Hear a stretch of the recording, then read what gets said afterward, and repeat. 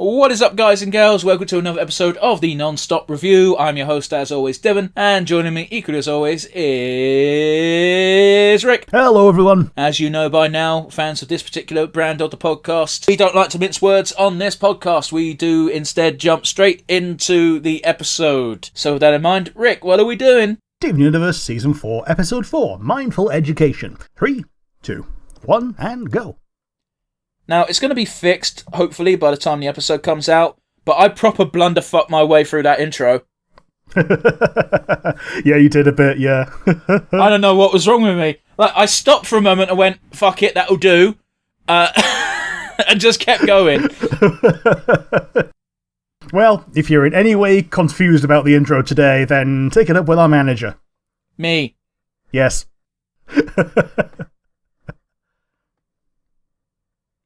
Man, I was going to say the Connie episode. I was going to say, why? This is bold, Stephen. She didn't even notice.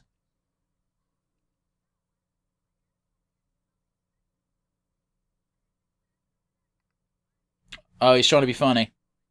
I was going to say, we haven't seen Connie for a while, but we literally saw her last episode.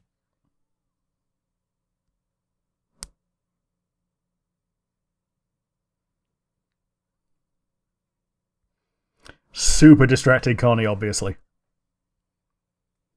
Yeah.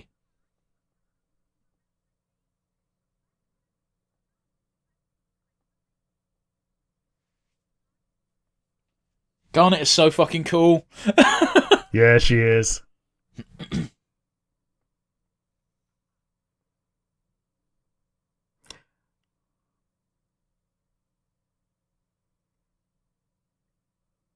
She's cool as fuck, but not very artistic. She's not, no. She's really cute when she's goofy and she does a little smile.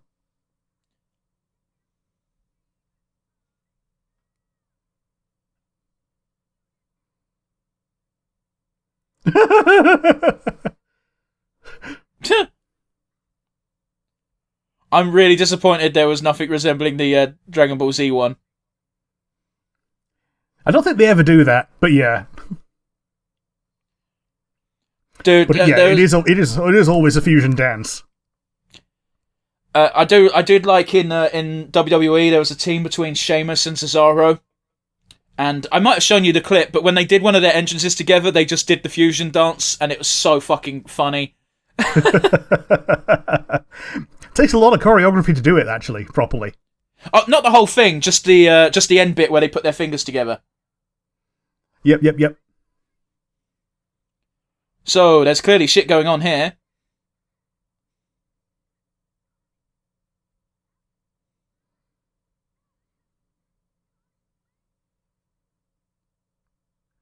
I like how they've learned not to wear shoes for this, because Stevonnie always grows out of them.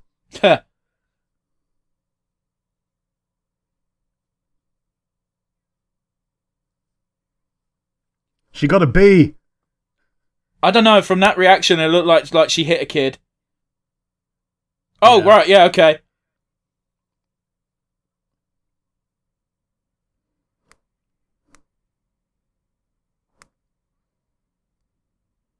Yeah, maybe kids shouldn't be going undergoing battle training. Yeah, this happened to someone I lived with at uni. Someone snuck up with her, snuck up on her, and her karate training. Well, okay, so karate, or any martial arts training, lesson 0 is how not to hurt anyone. But she reacted by roundhouse kicking the guy, and his kneecap span to the other side. Oh, great.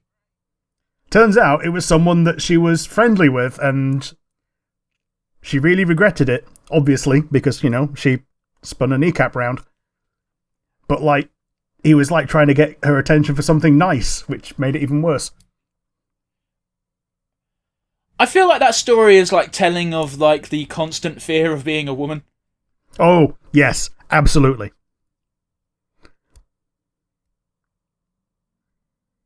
Boy, that's depressing, but then again, I guess the episode isn't going to be a happy one anyway, so...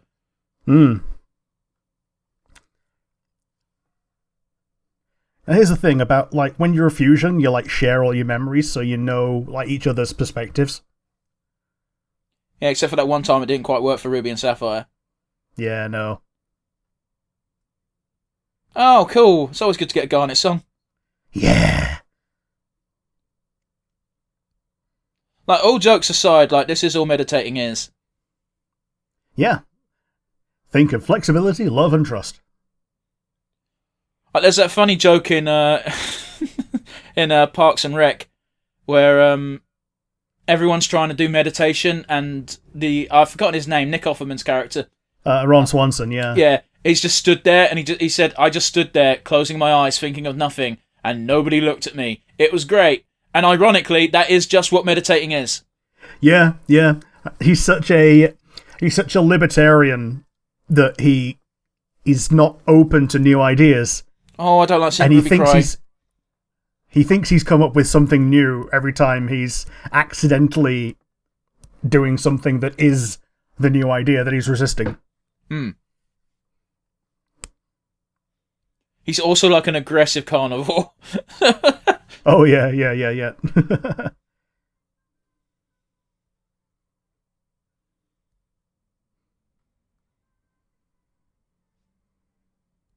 My head's swinging. Mine's not. I'm just thinking, for fuck's sake, hug. Yeah.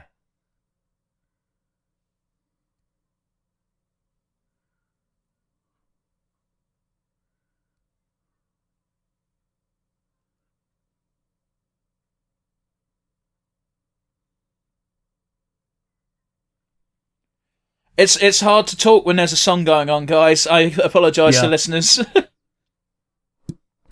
Like, I forget the words to this, but this is probably the song that sticks with me. If not the most, then definitely, like, top 3 in Steven Universe. That's fair. Like, I'm a basic bitch. I like Stronger Than You. Yeah, I think that's number 1. Number 2 is probably just, the opening. I think this is probably number 3.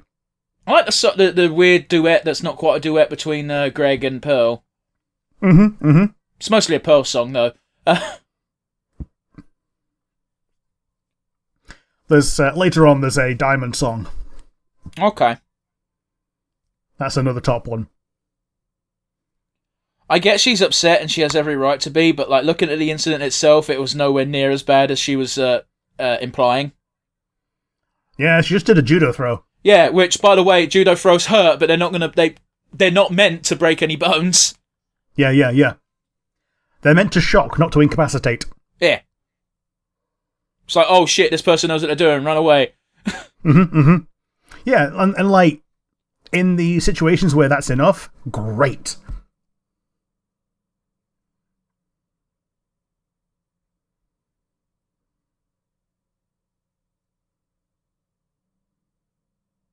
Man, it does feel like a while since we've had a fucking Steven Universe song, don't it? Yeah. Oh, yeah, Connie's back with a smile now. Yeah.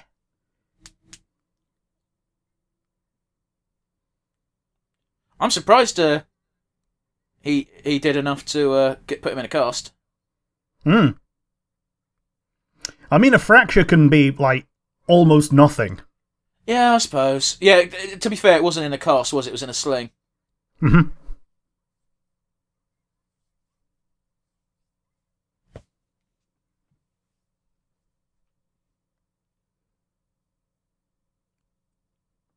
I remember when I broke my collarbone when I was young, the sling that I had was just a loop of foam. It didn't even support the arm, it was just you stick your wrist through it. I'm in a weirdly unique situation in that I'm 30 years old. Oh, fuck. Yep. I was about to go on a rant on how I've never broken a bone, and I don't want to jinx it, but fuck, that was a fucking moment. Yeah, it wasn't Connie's trauma.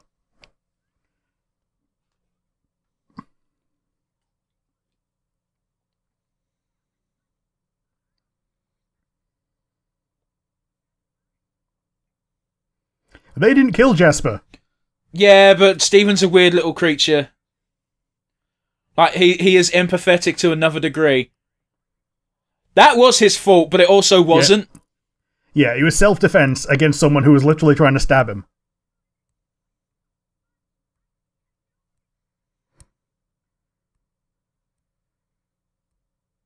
To be fair, he didn't kill any of those people. At worst, he poofed. Mm-hmm. Oh, shit. Hear that fucking evil Bagul music? Yeah, like that's the it's the shitty weird music that you get whenever something unsettling is meant to be happening in like a horror game. Yeah, I'm pretty sure it's royalty free. Yeah. Because I've heard it so many times. Yeah, it's just reverse music, isn't it? Yeah. Yeah.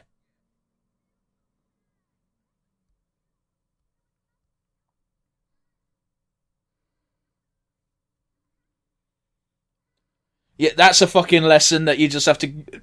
Some people get that lesson super late in life. Hmm.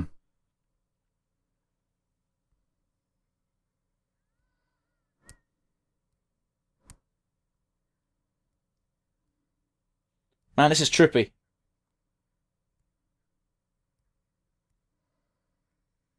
Oh, some good old static for good measure, because it weren't creepy enough already. Yep. Reverse synthetic music. Well, that's cute. Yeah.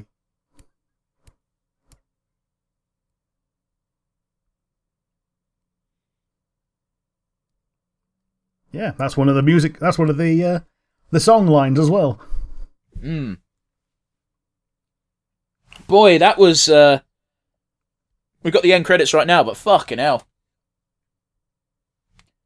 That's a weird episode placement as well, because that's right after the flashback shit with the book. Yeah, because wasn't it just Buddy's book, wasn't it, last one that we had? Yeah, which had nothing to do with anything really emotional. It was a bit of a lore/history lesson, but it was not a very in-depth one. Yeah, it was a lore dump for things that you really didn't need lore for, because it was just the town, which you could pick any town to set this show in, and they just so happened to pick this beach city. Yeah. But yeah. So yeah, I guess we get into our cooldown. What do you think of the episode? Fuck you. I ask you that first. I'm not letting it slide. You answer first. Well, you Rick, what did you think of the episode? Yeah, I thought it was basically just a container for the song. That's not even remotely true, really, because of the shit that happened right after the song. Yeah, so the thing that happened after the song, obviously, was the trauma of Stephen doing things to people that he can't take back, except, for most of them he can, but we don't know that yet. But overall, I think it was mostly a way to get a good song into the show. It was better than Buddy's book, and I kind of liked it as well. So how about you? What do you think? I disagree with you quite a bit. I don't think it was mainly an excuse for a song, like as I already sort of brought up. Like, I think this is the first episode we've seen where we've got outright the show telling us that Stephen is struggling with all of the shit he's had to do. Yeah, recognition of trauma. Like, I didn't say it was an excuse for a song. I said it was a vehicle. I'm saying it's like a vehicle for the song. But I think you're putting too much emphasis on the song. Fair. There was a lot of stuff going on in this episode, and the song feels like a footnote to me. In retrospect, yes, but sure. What do you mean? But like, this is my first time watching this shit. You gotta remember. Like, I know you've seen the whole thing, but I don't know what's going on. I know the diamonds get involved at some point, but that's about the extent of my future knowledge. I also know that rose quartz is pink diamond. That's all I know from future stuff. Yeah. Looking forward, I think Stephen doesn't do a lot with his trauma after this, and that's kind of a problem. Well, I've been told that that might be one of the main themes of Steven Universe Future, and that might be why fans don't like Future as much. Yeah. But I've got no way of knowing that, because, yeah, that's miles away in the future. I don't even know if we're going to watch it for the show. We might. We'll find out. Depends, because it really does feel like if that's what it's tackling, it'll need longer than 10 minutes an episode. Yeah. But yeah, that was our what did we think? Favourite moment, Rick? My favourite moment was definitely the song, because like it's very rare that we get to hear just an Estelle song. Obviously Stevonnie was in it as well, but Garnet being Estelle is you know that you're going to get a good song when a professional singer who is the voice actor gets to bust one out. My immediate response, I wanted to say when you were like, my favourite moment's the song, was going to just be, "Oh, you don't say." Nicolas Cage meme, yeah. No, Shirl Shitlock. How about you? What was your favourite moment? My favourite moment, because I just genuinely was not expecting it, and it actually blew my mind, was the sudden sepia tone flashback to Bismuth getting shanked. Yeah, it was very powerful. It was so out the blue. Like, I was trying to speak about something that I can't even remember what I was speaking about because I was just jarred out of it immediately. I was just like, what? Yeah, back to life, back to reality. Bismuth getting shanked. It was a very good, powerful moment. So yeah. And then we got the good old reversed horror game music after that. Yeah, I'm less impressed by the stock music, but the moments didn't suffer for it. So yeah. But yeah, last but certainly not least, the important question. Rick, who is your MVP? I think the MVP is Garnet for actually being the one to calm Stevonnie down from the initial trauma that Connie had, and vicariously being able to, like, the message is also what helped Steven and Connie fuse at the end to be able to, fall safely. Yeah. But yeah, how about you? Who's your MVP? Yeah, I didn't want to expand too much upon it because I agree with you entirely. Garnet is the MVP for this episode, pretty much for the same reasons. Yeah, absolutely. And it's also kind of cute and serendipitous that she just so happened to be the guest teacher this week. Yeah, but that's just, they needed that for the storytelling. Sure. Like, let's be honest, do you really want to see 5 episodes of Connie struggling with this trauma and then eventually Garnet just gets roped in? It's like, come on. Like, I know people, I'm not having a pop at you here, but there's loads of people who go, oh, so-and-so just happened to be there that day. And it's like, well, yeah, because otherwise the person who's writing the story has to go, cool, we need 5 episodes where they struggle and they don't think to see so-and-so, because they have to stumble upon them. Just skip the fucking faff. Yeah, or at least like a 2-minute segment where they're struggling without, and then Pearl calls Garnet in because in this episode she's not too proud. Yeah, but again, it's just either way someone's go, oh, that's lazy. It's like, yeah, it's not. It's like, this is what's got to happen for the story to progress, so shut the fuck up and just enjoy it. But yeah, Garnet gets double MVP. I think that's her first appearance on the board. Let's see how our board shapes out by the end of next week. Wow, that was not a good segue. Anyway, thanks for watching, guys. Join us again next week. Bye!